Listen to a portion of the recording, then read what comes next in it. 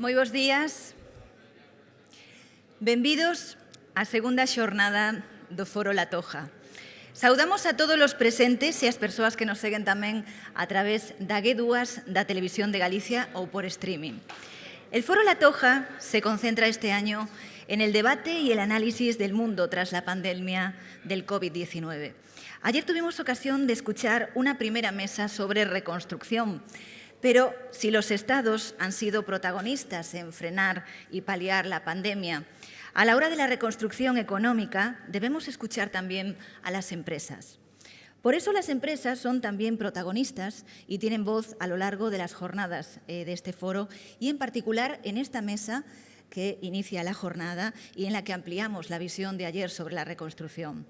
Les recuerdo a los presentes que tienen a su disposición una app Foro La Toja, en la que pueden formular las preguntas que deseen a los componentes de las mesas, sin que en este año de pandemia nos pasemos micrófonos. Les invito a utilizarlo, les invito a preguntar e a interactuar con los ponentes.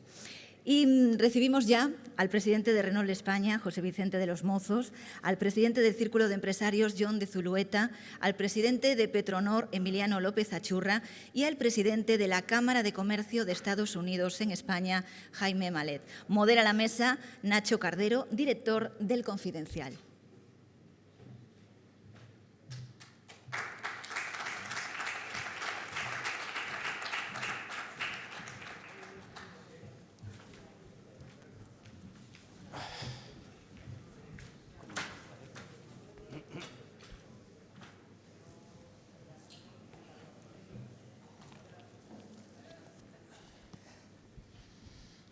Buenos días a todos, bienvenidos a la nueva normalidad, ¿no? Buenos días, señoras y señores. Esta es la segunda jornada del Foro de La Toja, Foro Atlántico, que es en esta edición. Y nada, agradecerles su asistencia aquí en este auditorio, también a todos los que nos siguen por internet, por streaming y a través de la televisión en estas circunstancias tan complicadas, ¿no? No solamente por la pandemia, sino incluso por esta ciclogénesis climática que ahora ha venido, que parece que confluye todo, ¿no? Esta mesa versa sobre la reconstrucción. La verdad es que hay varias mesas en estas jornadas que versan sobre lo mismo y yo creo que debería haber mucho más, serían necesarias mucho más a raíz de las imágenes o los espectáculos poco edificantes a los que estamos presenciando en los últimos días por culpa de la pandemia, de cómo se gestiona la crisis, etcétera, etcétera. Hablaremos de reactivación económica, porque como decía María, nos presentaba María, estos ponentes privilegiados pues son de los que tienen relación directa con el mundo de la empresa, los que realmente pisan las fábricas, pisan la industria, los que han sufrido el confinamiento, los que saben, bueno, tienen el pulso del mercado. Y entonces hablaremos de ello, pero no solo hablaremos de reactivación económica, porque lógicamente todo de alguna forma va unido, va unida a la salida de la crisis social, la crisis sanitaria y, por qué no, también a la necesidad, casi obligación, de iniciar pues, un proceso de regeneración democrática. Lo que intentaremos responder será la pregunta de dónde tenemos que poner el foco, dónde tenemos que centrarnos para salir adelante, para la actividad económica, para la reconstrucción del país. Como digo, tenemos 4 ponentes de excepción y siguiendo un poco el orden de las sillas y terminando por John, aquí a mi izquierda pues tengo a José Vicente de los Mozos, presidente de Renault España y vicepresidente del Grupo Renault. José Vicente es toda una vida dedicada prácticamente a esta firma francesa. Empezaste, creo, José Vicente, con 16 años, ¿no? Y ahí, pues desde aquellos tiempos hasta ahora, ¿no? Ingeniero y en las últimas intervenciones que ha tenido, que la verdad es que se ha prodigado, pues una frase, un titular que me llamó mucho la atención, que es que España no puede mantener el tren de vida que ha mantenido en los últimos años. Y ahora, si quieres, después, José Vicente, pues nos lo explicas más detenidamente. Jaime Malet, presidente de la Cámara de Comercio de Estados Unidos en España, es posiblemente una de las personas que más han hecho por mejorar o por engrasar las relaciones bilaterales, no solamente entre los gobiernos de los dos países, sino también entre las empresas. y tiene además, es una persona a la cual conozco y siempre se muestra muy proactiva y muy preocupada, le ocupa y le preocupa lo que ocurre en este país con el capitalismo responsable y una forma de entender la gobernanza de las empresas, pues digamos, más ético y también más responsable, ¿no? Emiliano López Achurra tiene un amplio currículo y una dilatada trayectoria, sobre todo en el campo energético. Es el presidente de Petronor, es el presidente de IBIL, ¿no? Una empresa de recarga de baterías eléctricas de Repsol, y también, si no me equivoco, Emiliano es el presidente del Ente Vasco de Energía. Antes, hablando con él, tiene una idea de cómo tiene que ser la transición energética y cómo en esta pandemia pues, va a ayudar a acelerar este proceso de transición energética. Y después, virtualmente, le tenemos ahí en las pantallas. John, buenos días, John, ¿qué tal? Buenos días, Nacho. Es el presidente de Círculos Empresarios, es un norteamericano afincado aquí en España, que quiere mucho esta tierra, como bien sabéis, que ha sido consejero en muchas firmas españolas, también firmas extranjeras, norteamericanas, y que yo que le sigo mucho y que es un tuitero, ¿no? Y se pronuncia mucho en las redes sociales, tiene un tuit fijado ahora mismo, que es la necesidad de una clase política potente para pasar a hacer una transición de la, creo que es, lo llamabas ineptocracia, de pasar de la ineptocracia a la democracia, ¿no? Que es un poco el sentir de muchos en estos tiempos que corren. Lo que vamos a hacer es, voy a proceder a hacer unas preguntas genéricas que sirvan también de contexto y que os sirva también a vosotros para poder describir vuestra tesis, más o menos sobre la que va a pivotar vuestras declaraciones, y después, viendo el tiempo que tengamos, que ya sabéis que tenemos un cronómetro aquí muy peligroso, pues iré haciendo unas preguntas más o menos concretas según el campo de especialización. La primera pregunta es lógicamente, este panel, esta mesa habla de reconstrucción, pero yo personalmente tengo muchas veces la opinión de que no es que estamos empezando a hablar de reconstrucción cuando ni siquiera sabemos lo que es la crisis, ¿no? Hablamos mucho de la crisis, de lo que está por venir, nos echamos la mano a la cabeza, pero creo sinceramente que todavía no sabemos, no podemos tener a fe cierta las consecuencias que va a traer aparejado ni nada por el estilo. En este sentido, que es lo que nos preguntamos todos, una pregunta un poco morbosa, quizás de difícil respuesta, pero que tiene que servir para empezar este coloquio, es cuán de larga creéis que va a ser la crisis y qué podemos hacer para ir limando, combatiendo la desconfianza que está generando esta crisis y que a su vez está lastrando la economía. José Vicente. Buenos días. Yo quiero empezar dando las gracias a Amancio y a Josep Piqué por hacer este foro, porque este verano hablábamos y esto es un milagro. Esto demuestra que en España, cuando se quiere, se pueden hacer cosas. Lo primero que quiero decir es que hoy en día no hay visibilidad. Nosotros no tenemos visibilidad. Hablo del mundo del automóvil. Ayer estaba en París y estamos analizando los resultados de septiembre y uno de los primeros elementos que vemos es que la evolución económica respecto a esta crisis es bastante asimétrica. Hay países que se están comportando mucho mejor que se está comportando España. Eso es una realidad. Número uno. Número dos es que en España, más que en otros países, lo más grave es que hemos perdido la confianza de los consumidores. Y mientras no retomemos la confianza de los consumidores a que vuelvan a comprar, independientemente de las medidas que tomemos, no serán igualmente efectivas. Nosotros lo hemos visto este año con el plan Renove Moves, pensábamos que iban las ventas a subir y lo único que han hecho es no bajar. En el mes de septiembre hemos perdido menos 13,4%. Es decir, que lo más importante es recuperar la confianza. Y para recuperar la confianza hay que trabajar conjuntamente. En esta situación, y yo se lo he dicho a miembros del Gobierno, no podemos salir cada uno por nuestro lado. Las administraciones y la empresa privada tienen que trabajar juntas. Es un momento más que nunca de trabajar juntos y, desgraciadamente, paso el 80% del día fuera de España, pues veo que la imagen que damos de nuestro país es bastante mala en el exterior, es una realidad. A partir de aquí, como sabemos que los medios pues son los que tenemos, yo creo que hay que tomar, pues no hay dinero para todo, pero sí hay sectores que son tractores de otros. Por ejemplo, el automóvil es el 11% del PIB y 9% de la población activa. Entonces, tenemos que apostar por 2 o 3 sectores que sirvan de motor al resto. Y a partir de las medidas que podamos tomar, empezar a generar esta confianza y en paralelo, pues, dar tranquilidad a la gente, ¿no?, sobre el COVID.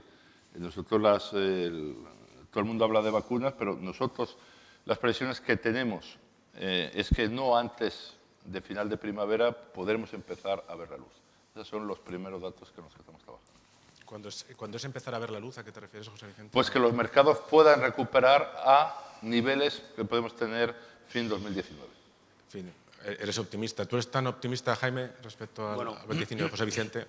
Yo creo que ser optimista o pesimista hoy en día no tiene mucho valor, ¿no?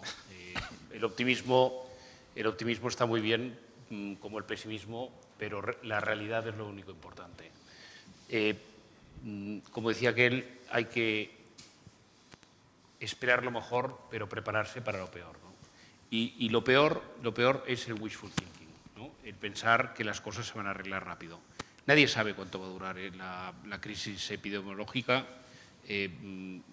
Nosotros en la Cámara representamos una parte importante del sector farmacéutico, empresas americanas y españolas en el país. Estamos hablando todo el día con los líderes de cada una de las empresas, las que están en procesos para fabricar vacunas, las que están en procesos para fabricar antivirales, y la posibilidad de que esto se acabe pronto o tarde no lo sabe nadie. Entonces hay que partir de esa base e ir a hacer cortes, ¿no? La situación económica es la que es. Hay que pensar que puede ir a peor y sobre todo, pensar en un escenario donde podemos pasarnos 2 o 3 años en una situación de distanciamiento social y de restricciones a la movilidad como las que hemos estado viviendo hasta ahora, ¿no? Sin tener ese escenario negativo, no se puede construir lo que tiene que construirse a partir de donde estamos, ¿no? Emiliano, ¿cómo se combate la incertidumbre? ¿Cómo se combate la desconfianza? Ya sé que muchas veces no miréis a los periodistas, decís, si ustedes titulasen de otra forma o cubriesen otro tipo de informaciones, seguro que habría más confianza y menos incertidumbre, pero la verdad es que muchas veces nos cuesta, ¿no? ¿Qué podemos hacer entre todos para combatir, digamos, este lastre? Bueno, antes de nada, yo quiero visualizar que este acto mismo es un acto de confianza. Acto de confianza de las personas que han hecho posible esto con la que está cayendo. Esto mismo es un acto de confianza. Y la confianza es una actitud. Y sobre todo el futuro, que es indefinido e incierto, porque la pandemia lo que ha hecho es acelerar los procesos que ya estaban en marcha y el 2030 ha irrumpido el 2020 rápidamente. Y a partir de ahí, ¿cómo se afronta? Pues yo tengo el defecto, la virtud, no lo sé, de hablar mucho con los mayores, sobre todo con mi madre, porque por desgracia no tengo a la Aita aquí. Y es solo un ejemplo. Confianza se basa en el esfuerzo, se basa en el hambre de futuro y se basa en valga la redundancia, en la confianza de que es posible hacer todo entre todos. Cuando hay disgregación, no hay confianza. Cuando el esfuerzo se elimina como factor esencial de futuro, no hay confianza. Y cuando el hambre de futuro termina, pues lógicamente no hay futuro. Por eso en estos momentos de situación hay un factor esencial y es cada uno que podemos hacer desde nuestras responsabilidades. No otro que va a hacer, sino cada uno que podemos hacer. Y concretamente me refiero a lo que es la situación económica actual, saber muy bien y leer muy bien qué es lo que está pasando en el proceso europeo. Y ahora estamos hablando de las cuestiones que estamos hablando. Si se lee bien, Esto había empezado el 2014-2015, porque se ligó en el encuentro franco-alemán la transición energética, por ejemplo, al renacimiento tecnológico e industrial de Europa. Es decir, sin base industrial, sin base tecnológica y sin estructuración del ecosistema europeo es imposible. El desafío de España, en términos de confianza, hablar de una vez por todas de las cosas que importan, no en el presente, sino para el futuro de nuestros hijos. Hablar de una vez por todas de las cuestiones esenciales. Es ilusionante que en un momento concreto haya actores españoles de referencia en el mundo industrial y tecnológico internacional. Hagamos que eso sea un elemento de integración de nuestras propias capacidades. Por eso insisto que la confianza está ligada a la puesta en valor de todos los activos que tenemos, que son muchos. Y esto es un ejemplo. Este mismo evento es un ejemplo de que tenemos un activo esencial. Y otro ejemplo, el que se ha producido la semana pasada. El Festival de Cannes se suspendió. El Festival de San Sebastián, que es el festival de referencia de España y del mundo latino, se celebró y con éxito. Y además en términos de cooperación con el Festival de Cannes. ¿Eso qué significa? Que tenemos personas con confianza, con esfuerzo y sobre todo con hambre de futuro. Muchas gracias, Emiliano. John, ¿compartes un poco el razonamiento de Emiliano? ¿Qué podéis hacer desde el mundo de la empresa para generar esta confianza? Cuando muchas veces desde la clase política lo ponen difícil para generar esta confianza y para transmitirla. Sí, bueno, Nacho, primero felicitar a Amancio y Josep Piqué, porque yo me acuerdo hace 2 años esto del Foro Atlántico era nada más una idea, un sueño, y bueno, asistí el año pasado en persona y fue un gran evento, y este año lo han superado, que no es fácil, y realmente en Europa tenemos el World Economic Forum en Davos en enero, que este año próximo no va a ser enero. Tenemos lo de Ambrosetti en Vila d'Este y tenemos el Foro Atlántico en La Toja. O sea que en 2 años hemos colocado, yo creo que uno de los 3 pilares de foros en Europa, y eso tiene muchísimo mérito, y es una idea que nació en la cabeza de Amancio y con el apoyo de Josep Piqué. O sea que tengo que felicitar a los dos. Me has dado entrada, Nacho, hablando de la ineptocracia que tenemos. Yo creo que el problema de España es triste, porque tenemos un problema sanitario, tenemos un problema económico y tenemos un problema institucional. Y entonces vamos a tardar en recuperar. Dicen 2023 vamos a llegar a donde estábamos en 2019. Y eso es muy triste. Y es muy triste porque hemos manejado muy mal la primera ola de la pandemia, y estamos manejando muy mal la segunda ola de la pandemia. Si ves el mapa de Europa, en rojo todo el país menos Asturias está España, y no hay ningún otro país de Europa que está en rojo en el mapa. Y los nórdicos incluso la mayoría están en verde. Entonces, es triste ver que en esa situación que afecta directamente nuestra economía, las instituciones y el gobierno están peleando contra la monarquía. Tuvimos el rey ayer inaugurando. Por favor, necesitamos un pacto de Estado, una sensatez entre los políticos para salir de esto. Vamos a necesitar la ayuda. Los empresarios solos no podemos levantar este país, pero tenemos un trabajo enorme, porque el PIB este año va a caer como el 12%. Es que estamos en el peor escenario, el escenario de 2 olas de COVID, que era el Banco de España tenía su previsión con una ola y su previsión peor con 2 olas y ha tocado 2 olas. Es triste ver que no estamos unidos como un país, el gobierno, los empresarios y los partidos políticos en este momento. Gracias, John.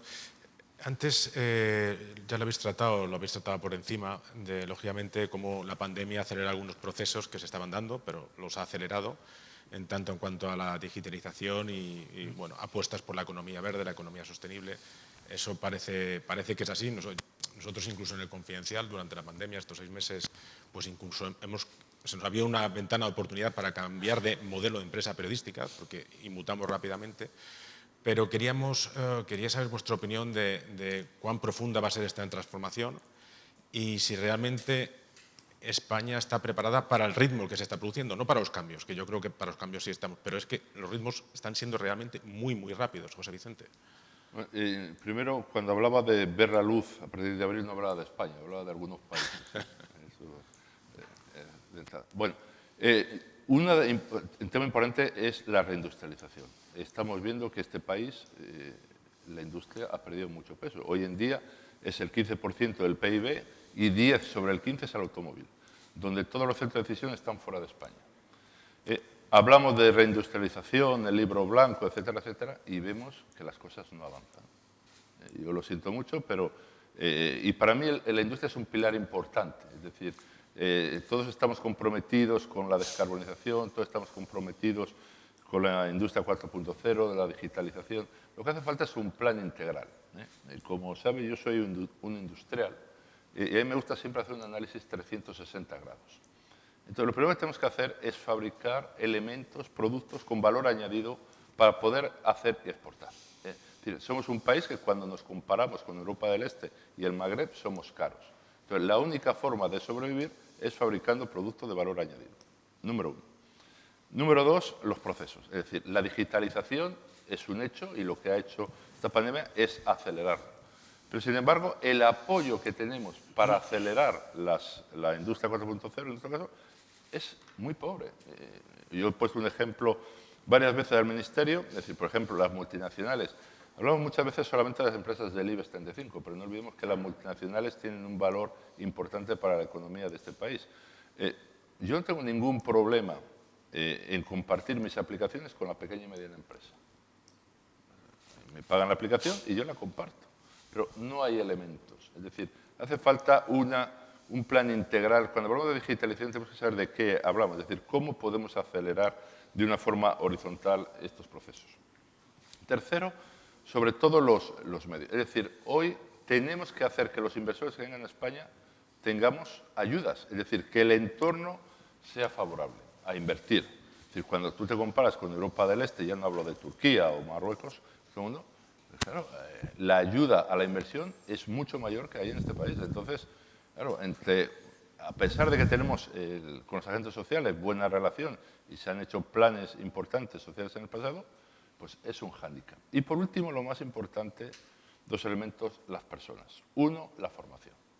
Es decir, por ejemplo, Francia ha puesto ya 6.500 millones de euros para ayuda a jóvenes de 26 años y 7.000 millones de euros para formar a la gente que se ha quedado en paro con la pandemia. Francia ha puesto 35.000 millones de euros de los fondos europeos para la reindustrialización del país. Cuando escuchan al ministro de Economía, señor Le Maire, habla de industrializar Francia. Aquí, si ustedes me dicen qué va a pasar con los fondos en este país, yo creo que poca gente sabe cómo se van a repartir. Luego, la formación es un elemento importante. Y, por último, hace falta management, líderes que empujen. Y realmente lo que estamos haciendo es que todos los jóvenes que están acabando, los buenos se nos están yendo fuera de España. Es decir, yo les voy a poner un ejemplo claro que me hizo gracia, ¿no? Y esto es para que veamos en el país que vivimos. Yo tengo un hijo que me ha acabado ingeniería industrial en la Politécnica. Le ofrecen un trabajo por 18.000 euros. 18.000 euros. Que es lo que gana prácticamente pues, una persona que no se ha formado.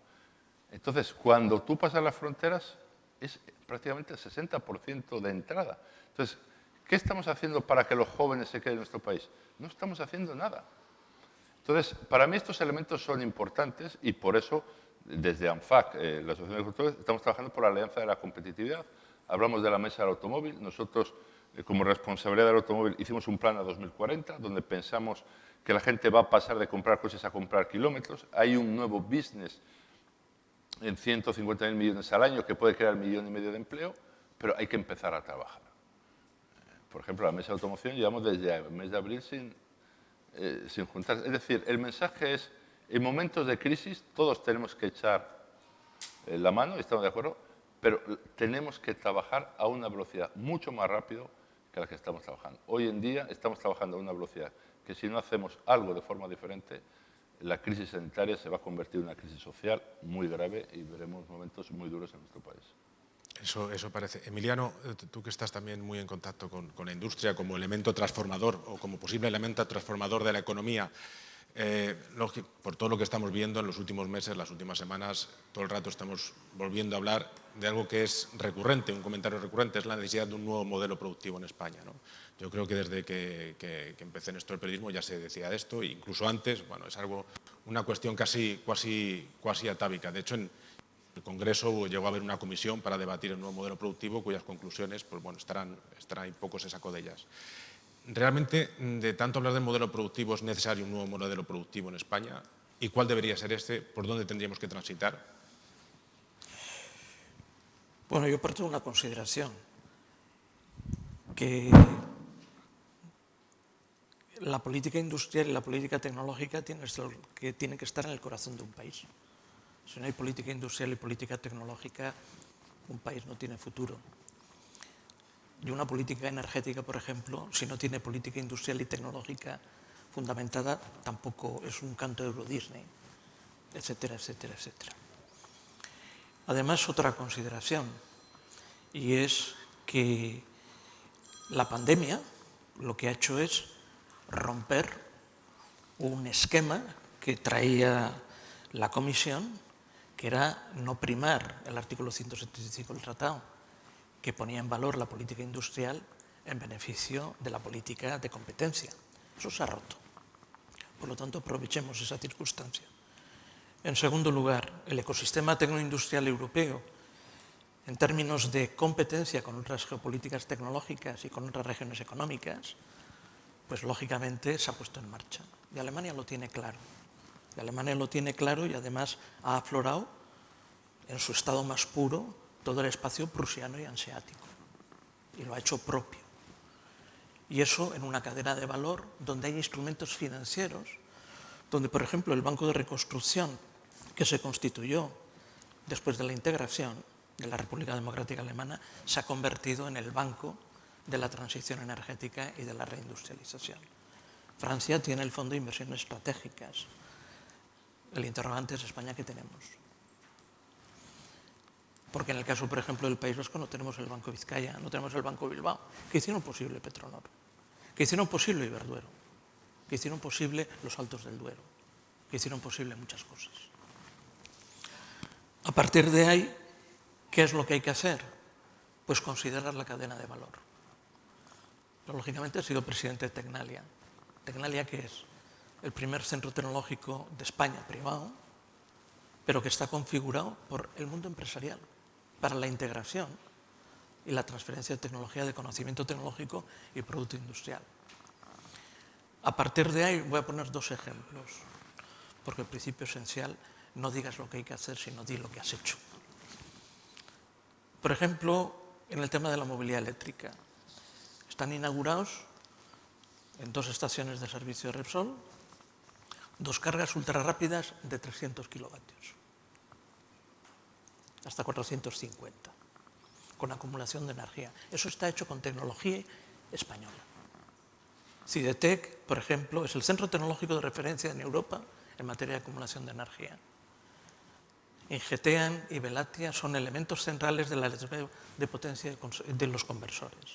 Eso está hecho con tecnología española, antes que Tesla, antes que Ionity. La puesta en valor de eso, Francia, Alemania, en estos momentos lo harían inmediatamente. En España ha desaparecido. En segundo lugar, nosotros hemos lanzado y aprobado y adjudicado la semana pasada la parcela para hacer la planta de hidrógeno verde. ¿Para qué? Pues para la descarbonización del sistema industrial, porque en Europa hemos decidido hacer un proceso agresivo de descarbonización, no contemplando la energía nuclear. Y ya las Naciones Unidas han dicho que eso es imposible y por lo tanto irrumpe el hidrógeno para la descarbonización. Pero es más, con el tema del electrolizador, que es necesario para el hidrógeno verde, también hay tecnología española y hemos articulado y hemos hecho la cooperación, por ejemplo con TAG, por ejemplo con otros actores industriales. ¿Esto qué significa? Que un país tiene que tener muy claro que hay una cadena de valor tecnológico industrial y que necesita líderes industriales. No campeones nacionales para nada, sino campeones nacionales para ser líderes en el campeonato europeo. Y ese es el gran desafío de España, y ese es el gran interrogante. ¿Tenemos campeones nacionales capaces de estar en lo que va a ser los próximos 5 o 10 años, que es la recomposición del sistema tecnoindustrial europeo en términos de liderazgo? ¿Vamos a ser capaces? ¿Nos hemos dado cuenta que, por ejemplo, Alemania en estos momentos tiene una posición prevalente en Marruecos en términos industriales? ¿Tenemos claro que China en estos momentos tiene posiciones relevantes en Europa, por ejemplo, en todo el Mittelstand alemán en términos de ingeniería? ¿Tenemos claro esas cuestiones? ¿Tenemos claro que tenemos que articular en Europa un sistema donde tenemos que saber como España cuál es nuestra posición en esa cadena de valor y a partir de jugar como Estado, no como gobierno, como Estado? Porque en Francia y Alemania hay un tema muy claro y en Holanda habrá cambios de gobierno, lo que no hay es cambio de estrategia de Estado. Y ese es el gran desafío que necesita en estos momentos y que necesitamos.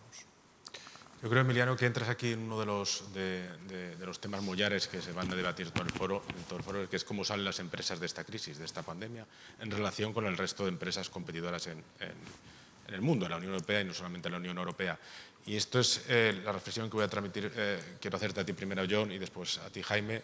Es decir, ¿cómo van a salir las empresas españolas de esta pandemia? Ha habido una política de ayudas a las empresas, por ejemplo, de Francia, de Alemania, también de Estados Unidos, que ha sido muy superior a la que han recibido las empresas españolas.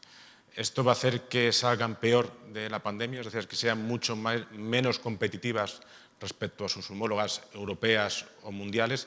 Primero tú, John, y después Jaime, ¿vale? John. Bueno, Nacho, yo creo que realmente hay ejemplos. Bueno, José Vicente ha hablado de Francia y también Emiliano ha hablado de Holanda, de Alemania. Realmente la ayuda aquí ha sido muy pobre hasta el momento y sabemos que en turismo se ha dado un poco de dinero, pero muy poco. Realmente, como dijo Churchill, don't let a good crisis go to waste. No desaproveches una buena crisis.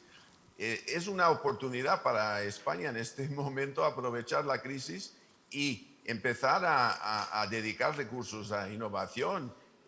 La formación universitaria no está dirigido a formar gente para el futuro. Tenemos que transformar este país. Claro, necesitamos más peso industrial. El turismo es magnífico, pero hemos visto en este verano que el turismo puede caer. No tiene la solidez de la industria. Volkswagen en Navarra está trabajando ahora mismo a tres turnos. O sea, entonces necesitamos, claro, más músculo industrial. Necesitamos mejor formación profesional. Hay que hacer los deberes. Es una oportunidad ahora mismo para emprendedores, pero España, claro, el Banco Mundial pone a España como país 95 en el mundo en facilidad para crear una empresa. Entonces, ahí la tarea es enorme y este gobierno actual, hasta el momento, no hemos visto los reflejos que hemos visto en otros países. Yo digo, fíjate, Reino Unido, que para los restaurantes de lunes a miércoles te pagan la mitad de la comida en el restaurante, lo paga el gobierno.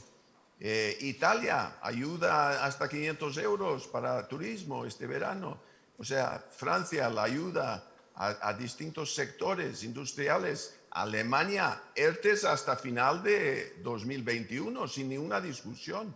Aquí cada 3 meses, hasta el último momento, está la patronal ahí con los sindicatos y el gobierno para sacar los ERTES. Sí, vamos atrasados. Estados Unidos, Trump, con el helicóptero de dinero que dio a todo el mundo, $600 a todos los ciudadanos. Claro, estos países van a recuperar más rápidamente que nosotros. Entonces tenemos que poner las pilas y utilizar muy bien ese dinero de ayuda que va a venir de Europa, pero que también es muy poco dinero cuando lo divides entre los años, porque no va a llegar todo el año que viene. Pero es un momento, yo creo que una oportunidad en este momento que no hemos tenido en años para transformar la sociedad y para hacer las reformas tan necesarias, laborales, educativas, planes de pensiones, todas esas áreas que no se han tocado y que realmente lastran el crecimiento y el potencial del país. Tenemos la gente y como se ha comentado, los mejores se están marchando. Eso no puede ser. Tenemos que retener los mejores en España y tenemos que darles oportunidad. Y lo que ha pasado con esa crisis, la parte buena, es que ha dado velocidad al cambio digital, teletrabajo, digitalización, que es fundamental para el futuro, todas esas plataformas tecnológicas. De las 10 empresas de mayor valor bursátil en ese momento, 7 son tecnológicas, pero 5 son norteamericanas y 2 son chinas. No hay ni siquiera una europea. Falta todavía la española. Y la otra cosa es el medio ambiente. No hemos preocupado, como otros países, la transición ecológica en España. No tenemos el parque de autos eléctricos que tienen otros países. He oído el tema de las electrolineras de 300 kilovatios y todo. Claro, puedes ir muy bien de Barcelona a Madrid, a Lisboa con tu coche eléctrico, pero intenta ir de Málaga a Bilbao y ya verás cuánto tiempo tienes que esperar para la recarga. Ese tipo de cosas tenemos una oportunidad para hacerlo ahora mismo y espero que este gobierno que tenemos pueda llegar a unos pactos con los otros partidos y podemos ir unidos como país, pero la tristeza es lo que tú comentaste al inicio, o sea, la ineptocracia, o sea, no podemos estar atacando al rey por un lado, atacando Madrid por otro lado. Estamos enfrascados en pequeñas peleas y luego peleas contra la Constitución que son tremendas en un momento donde la única pelea importante es reducir la incidencia del COVID. Totalmente, John. Pero habéis tratado todos, Jaime, una cosa que es el poderío de Estados Unidos, tú que conoces aquel país mejor que nadie, y es verdad, da la impresión muchas veces de que nos va a colonizar, es decir, te entra la melancolía cuando coges tu iPhone de Apple, miras la cotización del Nasdaq y después miras la cotización del IBEX y dicen, es que no somos nadie, no tenemos campeones, van a acabar con nosotros, ¿no? ¿Tú cómo lo ves, como que conoces a la Tierra? ¿Cómo este proceso? ¿Podemos crear campeones nacionales frente a estos gigantes tecnológicos norteamericanos? Yo me sumo a lo que se ha dicho, ¿no? Yo creo que hay una oportunidad para reinventarse. Lo más importante para reinventar un país es pensar, que es gratis. Hay que hacer un plan estratégico público-privado. Hay que ponerle a las mejores mentes a trabajar. Algunas seguramente están en esta sala. Por supuesto, tiene que ser un plan, como tú decías, de Estado. Y eso, una vez determinado, se ven las oportunidades que tiene el país, ¿no? España es un país que se puede aprovechar, por ejemplo, de los cambios brutales que va a haber o que ya está habiendo en todo el proceso de cadenas de valor globales. El nearshoring, el onshoring pueden beneficiar a un país como España si está atento. Se pueden hacer un montón de planes. Hay que despolitizar todos esos planes. No pueden ser que sean los planes de un partido político o de unas formaciones políticas en contra de otras. Y hay que dotar a la estructura del Estado de dos cuestiones que son fundamentales. Flexibilidad y buena regulación, flexibilidad laboral, pero de todo tipo, y buena regulación, y sobre todo mucha formación, porque va a haber tiene que haber un trasvase de recursos laborales de unos sectores que se van a adelgazar a otros que tienen que engordarse, y nadie está poniendo foco en la formación, que es lo más importante, ¿no? El reskilling, el cambio de formación de la fuerza laboral, ¿no? Sí, realmente, si miras las cotizaciones de las compañías españolas, pues está claro que están todas a tiro de OPA, ¿eh? Y eso es un problema enorme, ¿no? Nosotros estamos en contra, por ejemplo, de las restricciones que hay a la inversión extranjera extracomunitaria. Nos gustaría que se ciñese a la inversión extranjera extra-OCDE, pero restringir la inversión en empresas críticas, pero si miras un poquito la letra pequeña ves que están todas allá, a los fondos americanos, a los inversores americanos, japoneses, surcoreanos, da una ventaja competitiva enorme a nuestros competidores europeos, y eso coloca a nuestras empresas a un precio muy barato y con una posibilidad, pues, de que haya movimientos de tipo político dentro de Europa y perdamos soberanía, ¿no?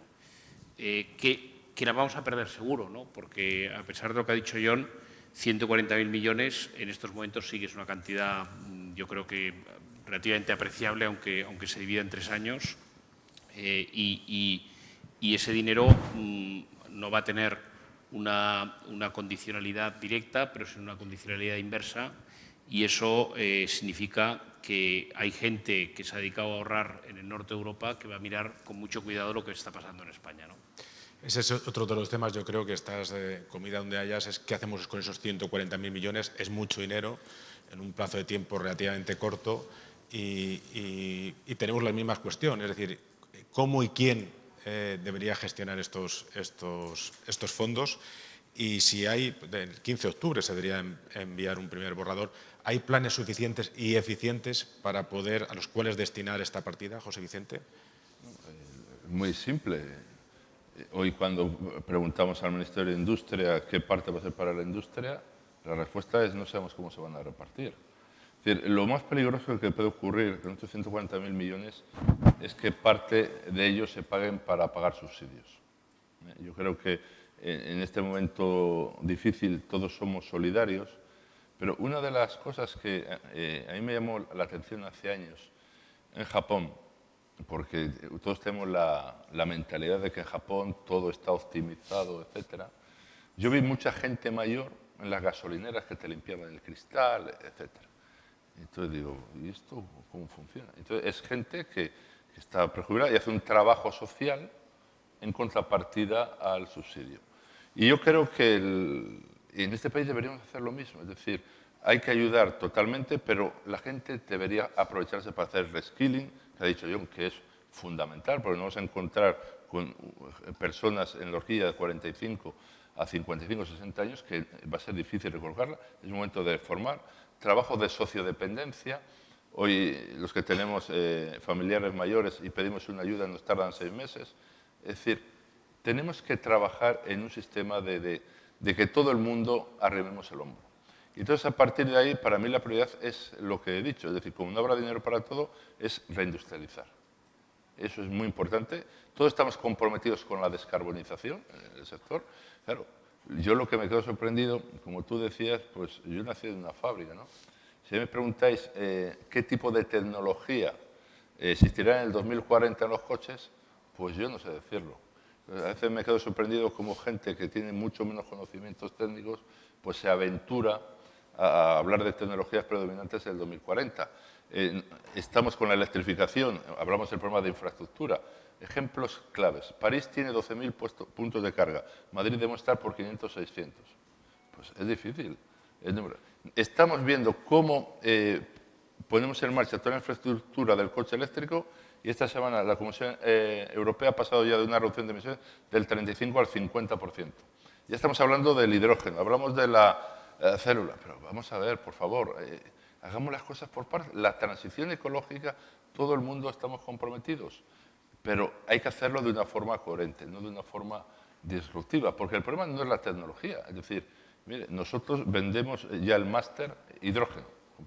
El problema es que nadie lo compra, nadie está dispuesto a pagar 10.000 euros por comprar un vehículo de hidrógeno. Entonces, lo que tenemos que hacer es que estas tecnologías sean tecnologías que sean al alcance de todos. Y todo eso se hace con una transición que sea coherente. Y por eso es importante que trabajemos en esa transición conjuntamente. Yo repito, estos fondos debería haber una comisión público-privada para aprovechar esta oportunidad. Como aprovechemos esta oportunidad, los momentos desde el punto de vista industrial van a ser momentos muy duros los próximos 10 años. Emiliano, ¿qué hacemos con estos 140.000 millones? Colaboración público-privada, eso parece claro, es una demanda bastante clara, pero también existe la convicción de que no hay proyectos y que también va a ser muy difícil ejecutarlos en tiempo y forma, ¿no? Se habla incluso de las comunidades autónomas, ya sabes, este es un país de 17 reinos, piden descentralizar ese gasto y poder gestionar ellos su parte proporcional, la alícuota de lo que les corresponde de estos fondos, los Next Generation. ¿Tú cómo lo ves? ¿Qué hacemos con estos 140.000 millones? Bueno, en su día publiqué un artículo con Andrew Mascolell a cuenta de cómo se podía gestionar esto. Yo parto de una premisa básica, inicial. Y es, aquí se habla de 140.000 millones. Lo que no se habla es para qué son. Ojo, esto no es un cheque en blanco. Esto no es un cheque en blanco. Y además tiene que pasar los procesos de los 27 parlamentos de la Unión. En segundo lugar, esto es codecisión. El comisario Breton tiene mucho que decir. En tercer lugar, es un proyecto y es una financiación ligada a la reindustrialización y recuperación económica. Es decir, esto no es para hacer de su capa un sayo. Y si alguien piensa eso, está equivocado. ¿Cuáles son los elementos centrales? Y digo bien porque el acervo comunitario, pues siempre digo lo mismo, igual será por defecto de mi formación en Brujas, en París, y es muy clarito. La literatura es muy clara y los textos son muy claros. Y uno coge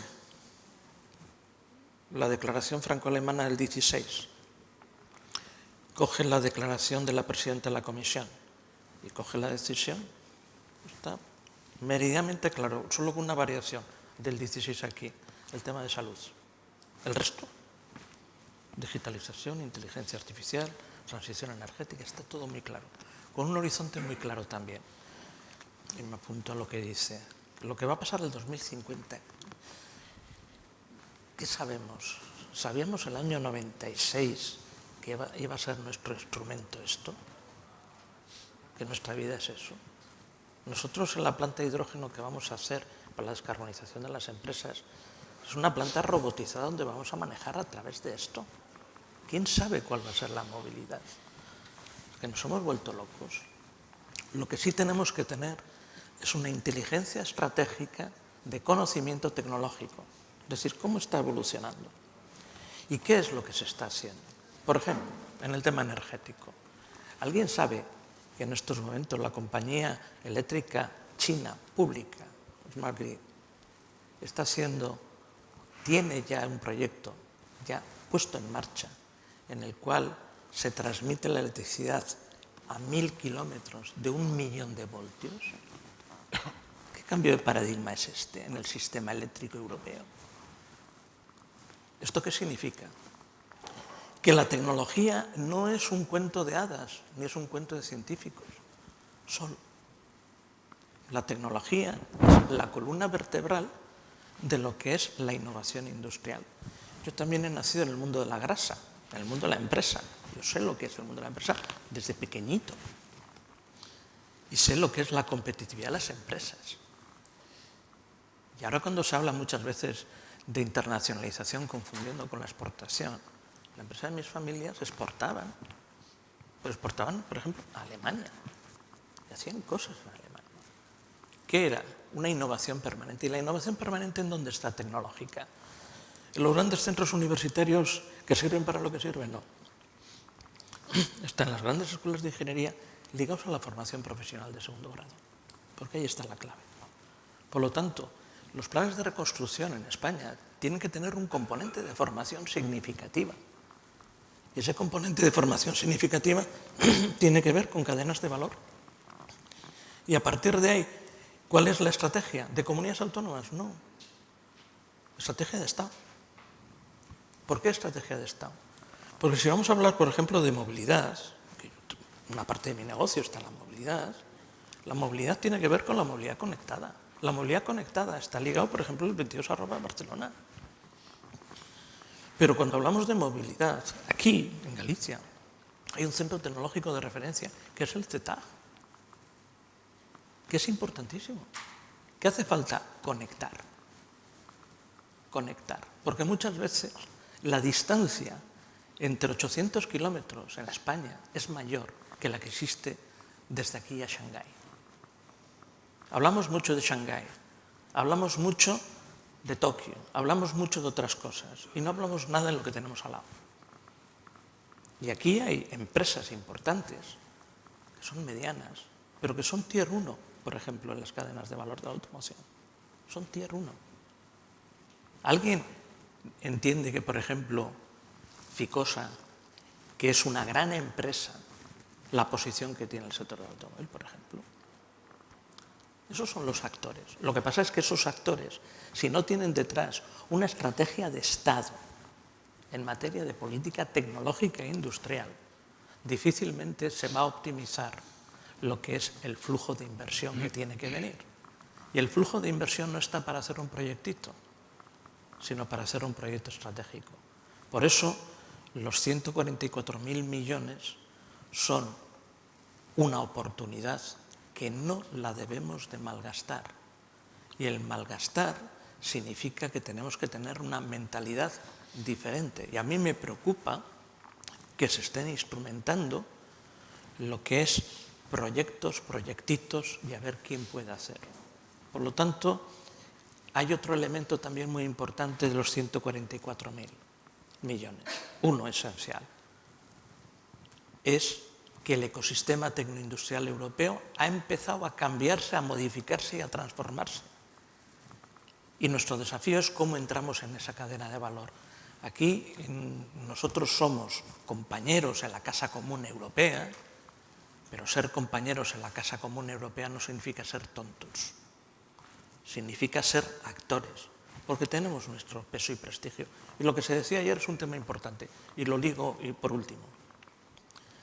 La máquina herramienta, por ejemplo, de la zona de Medellín, de Antioquia, es una máquina herramienta muy interesante, que si la conectamos con nuestras capacidades, nos permite en todo el ecosistema de América Latina. Y así puedo ir continuando.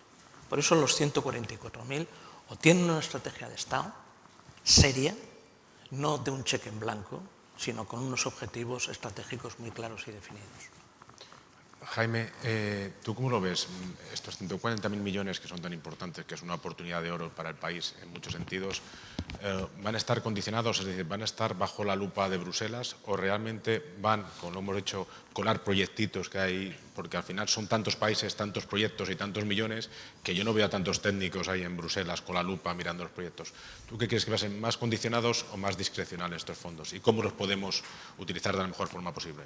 Bueno, primero hay que tener en cuenta que este no es un dinero ni del gobierno ni siquiera de los españoles, es un dinero de los europeos, ¿no?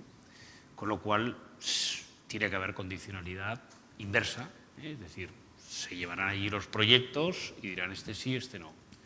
En España vamos a correr dos riesgos aquí, creo que muy importantes. La primera es que los proyectos no tengan la fuerza suficiente como para que se aprueben y pase como ha pasado con los fondos FEDER desde el 2014, que de unos 54 o 55.000 millones pues han utilizado solamente un 30 y pico %, ¿no? Y la segunda es que se intente utilizar este dinero para algo que no tenga que ver con un plan integral de reindustrialización y de futuro de país, ¿no? Que eso es el peligro que yo estoy viendo, ¿no? Que se utiliza para lo que se ha llamado cohesión territorial. Que las comunidades unos digan, oye, ¿por qué le has puesto tanto dinero a los vascos y no en Andalucía? ¿O por qué en Extremadura y no en Valencia, ¿no? Yo creo que esos son los riesgos enormes que corremos, ¿no? Y pienso que hay que apoyar al Gobierno en esto. Hay que pedir que las fuerzas políticas estén en consenso, vayan a la una, y que el sector privado apoye con sus mejores cabezas a pensar cómo tiene que ser eso. No sé si tenemos tiempo. Veo, por ejemplo, en Italia que han nombrado pues, una comisión del sector privado presidida por Colau, con O al final, no con U. Pues podríamos hacer lo mismo. Aquí, como decía antes, ¿no? Yo pienso un montón de gente pues, que tiene unas capacidades.